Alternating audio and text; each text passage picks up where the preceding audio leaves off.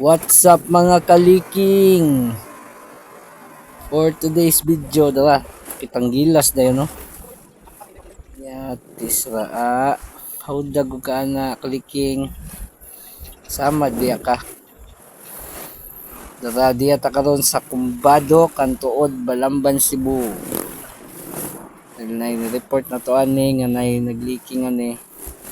At first kay murag wata mo tuo ani kay mawala-wala man ni siya until na diskitahan jud nag-count sa tong kauban nga hibaw-an jud nga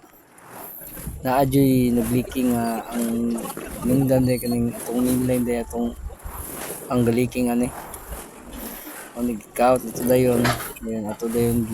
gibutangan og saddle clamp para mapugdan na natong leaking ani matik dayon ayun oops dayon balhin ta dayon diri sa proper nangka kay naagian ni nato ba nga gabasa atong gi-check niya and then kita na to nga naagi day leaking kini guys na bulog ta ani kay nagtuo ta ani nga looping ni siya sabot na kanang murag na siya topping ba nakatiman siya god mo dito day ang tumoy atong sumpay sa tikay end cap di ay gipluggan din niya naka-order na tag fitting sa ni mo nang ato na lang gipadayon na lang nato imbis nga coupling atong gamiton na ni ato na lang gigamit yung tikay mao may na order na to ani ato na lang giilisan kay murag na buak na to ang daan niya kay naaman ni sa tapindan mo na ilisan na to og bag-o pero if naay time ta ni murag ilisan to nagbalik og coupling kay mao may mas proper ano niya nga gamitin ka ng coupling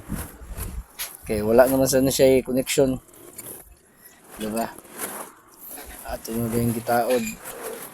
tabangan ta na itong mga kauban si Alog, si Makoy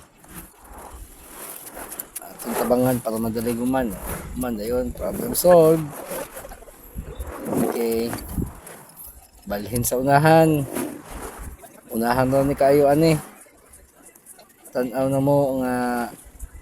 gitawag mi aton sa tag-iya diya sa tungod nga balay yan na siya dong nailiking diri dong dara ato yung giayo matik dayon